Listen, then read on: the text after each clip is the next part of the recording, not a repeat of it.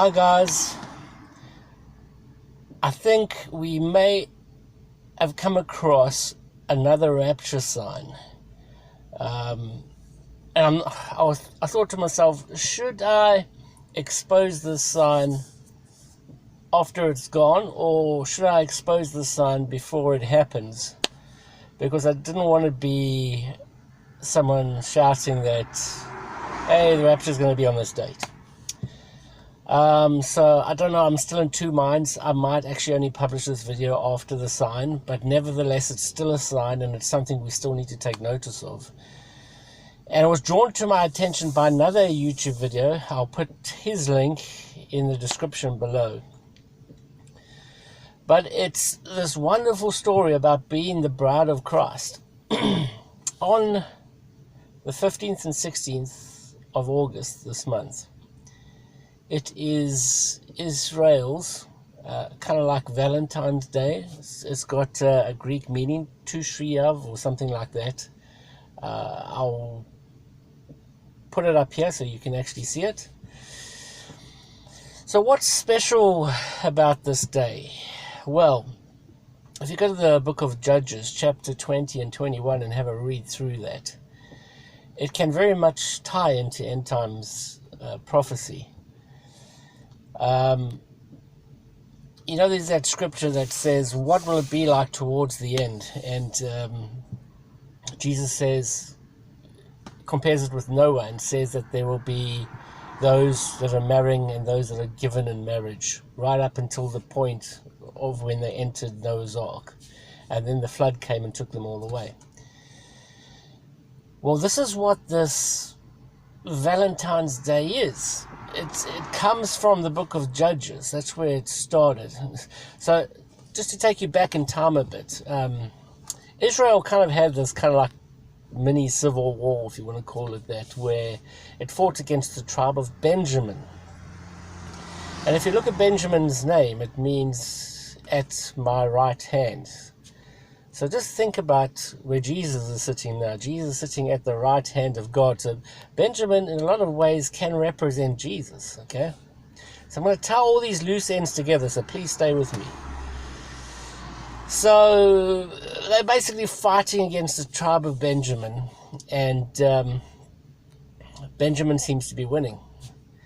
And Israel keeps on going back to God and saying, God, should we fight him or shouldn't we fight him? Or, you know, can we go against him? And God keeps on saying, yeah, go on. Go against him, go against him. And then they're absolutely exhausted after losing, I think, twice. They went back to God and said, should we fight him a third time? And then God says to them, okay, go this time. And then this time, you will defeat him. So it's almost like God gave Israel permission to kill Benjamin's tribe. Think about that. God gave Israel permission to crucify Jesus. There's a lot of symbolism in that. So anyway, they basically wipe out the tribe of Benjamin, kill all the women folk in the town whilst the army's out fighting and everything. And then afterwards, they kind of feel sorry for the tribe of Benjamin, because he's got like no one to marry, you know, the people that remained. And they didn't want to obviously wipe him out because he's still their brother, you know, he's still a tribe of Israel. So what they do is they send out an army, okay, and they tell this army to attack another Gentile area and kill all the men and all the women that are not virgins, okay? And then they basically captured all the virgins of that particular town, and they were going to give those virgins to Benjamin, the tribe of Benjamin. So think about this. They've now got brides for the tribe of Benjamin, and they're not just brides, they're Gentile brides. Do you see the comparison? The church is the Gentile bride of Jesus, okay? But this is the way they actually give them to the men, okay? They say, well, wait, and these virgins will come out and they'll start singing in the field, And then you, tribe of Benjamin guys, you lie in hiding, and then you run out and you snatch yourself a virgin, and you take that virgin back with you to be your bride. And they use the same words, snatch, kind of like hapadzo, snatch, seize, by force. If you go look it up, I'll put some of these meanings and dictionary meanings in the video so you can actually have a look. But the word is very much similar to snatch, force, catch away, catch. So there's a lot of symbolism there, and this is happening Thursday and Friday. So I'm sitting here thinking, should I wait? Because I'm on Tuesday now. So I'm thinking, should I wait until after the sign? I still don't know when I'm going to publish this. Okay, if you're watching it before, well, then I've decided to publish it before. But there's lots and lots of symbolism here. A Gentile bride, snatch away. This is another sign, guys, and we'll also be coming up to the 2nd year anniversary of the Revelation 12 sign. Do not forget that.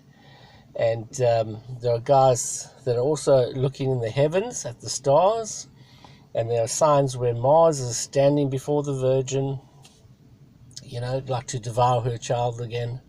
So that's coming up.